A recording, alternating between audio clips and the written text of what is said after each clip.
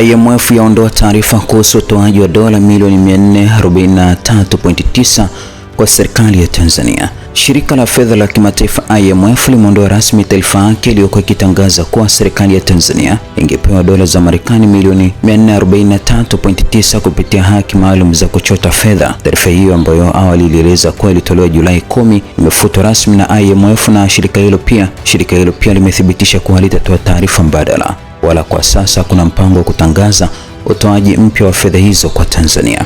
IMF imefuta taarifa yake kuhusu utoaji wa dola milioni 443.9 kwa Tanzania kupitia mpango wake wa SDRS. Taarifa ya awali ya Julai 10 imeondolewa rasmi pia katika kurasa zake, na kwa sasa kuna mpango wa kutoa taarifa mpya au kutenga fedha hizo kwa ajili ya serikali ya Tanzania. Hatua hiyo imekuja wakati ambapo kuna uangalizi mkubwa wa kimataifa kuhusu utoaji wa fedha kwa nchi zinazoendelea. Shirika la fedha la kimataifa IMF limetengua taarifa yake awali iliyodai kuwa Tanzania ilikuwa imeidhinishwa kupokea dola milioni 443.9 kupitia mfumo maalum wa SDRS.